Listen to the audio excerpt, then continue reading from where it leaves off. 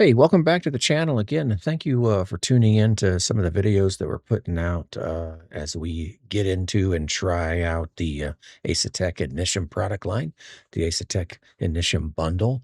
Again, special thanks to Asetek Racing for sending this out.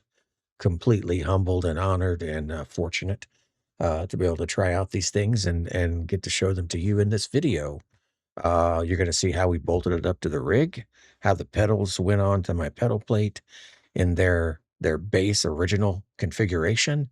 And then we're going to hop into the Race Hub software, show you what I tweaked to the first time in there, and then we're going to get it out on the track, both in a dirt car and in a road race for the first time, so we can see how it is, and then I can show it to you guys.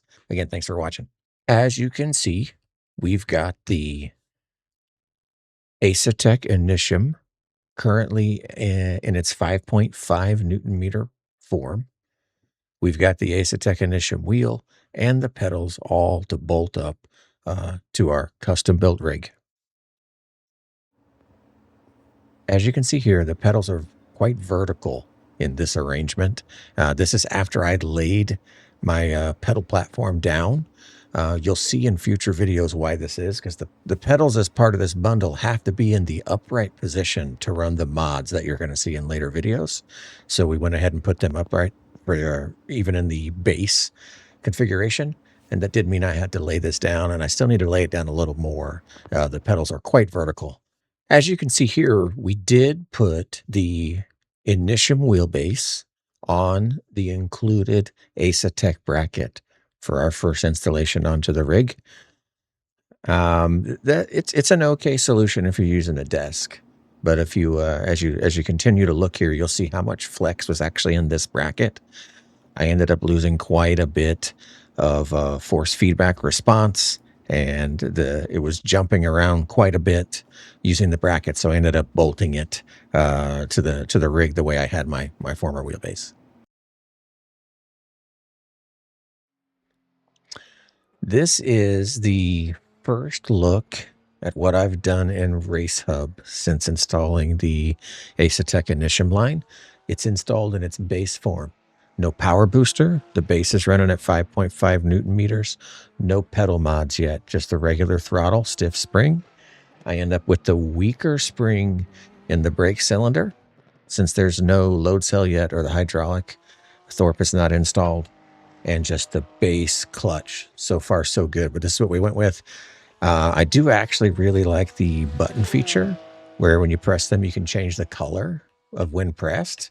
Other manufacturers I've used do not do that. It's a nice little touch. I've not messed with shift lights yet, but into the wheelbase, I went with a 900 steering range. I got a lot of these settings from Boosted Media, but I always run 900. And the default was way down at 450. I suggest 900. I did bump the bump stop hardness all the way up. I didn't see any gain or loss in limiting the high frequency limit, so we keep it max. I did turn off cornering force assist and anti-oscillation.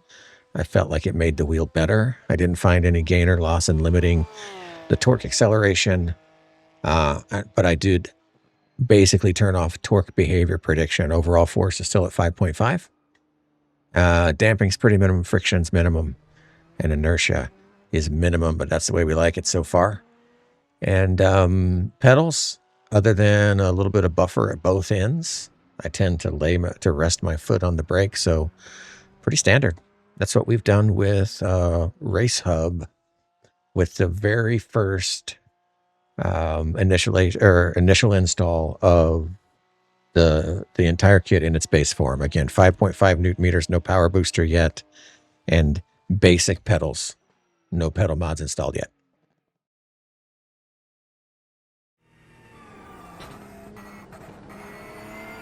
This is the first test of the Asetek Initium line at the wonderful VIR. Checking out road here. Again, we have the wheel configured in its, the whole product line configured in its base form. Standard power, 5.5 Newton meters, no pedal mods, just the clutch has been added. In the Porsche GT3, see what we can do. So far, love it on road. Superior to my previous brand that I used to use. Not a huge fan of only having 5 Newton meters, but I wanted to try the base at its base form. We're going to spend at least a day on that. And then we'll boost it up to 8 and give it another go. But first test. Loving Asetek Initium so far. Like I said, with just like on Dirt Oval, it's a little different numbers than I'm used to seeing with force feedback strength in iRacing. But once we got that ironed out, feels real nice, real nice.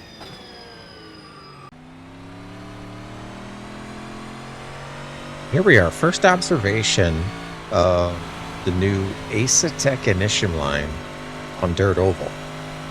I currently have the configuration set to the base 5.5 Newton meters. I have not put any of the wheel mods on yet. I've not put the power booster on yet. This is what you get when you have Initium installed for the first time. And so far, I love it. So far, I love it. It seems so much more stable than the previous brand I was using. It's entirely different than the other brands that I've used when it comes to configuring force feedback within the game. But once we got it dialed in, perfect. Completely stable here on Dirt Oval. I'm excited to do something other than practice tomorrow night. We're going to run one night at 5.5 Newton meters, and then we'll put the power booster on and run at 8. Again, this is the first check of Initium gear at the base configuration on Dirt Oval. All right, to wrap this up, we've looked at the wheelbase being mounted on the provided bracket and bolted onto the custom rig gear. We've got our hands on the new Asetek Initium wheel. We've mounted the base configuration pedals to our rig. We've put them all to the test. We tested it on road. We tested it on Dirt Oval, which is my discipline of choice. And first impressions, I absolutely love this rig. I absolutely love this bundle. I think this is the best that you can do if you were trying to jump into sim racing today. I don't think there's a better way to get into the direct drive for the cost or the performance. And as we move forward, we're going to be putting the brake mods on, the throttle mods, the clutch mod. We're going to boost the wheelbase up to 8 Newton meters. And I think once we get through that testing, put it back on the track, that this is going to continue to prove to be the best way to enter sim racing in 2026. I don't see a better way for you to start small. And we all know you're going to upgrade quickly. I don't see a better way to start small and upgrade at your own pace. So next, we're going to install the mods, boost the wheel, get it back on the track, and show you guys everything along the way. God bless you guys. I'll see you in the next video.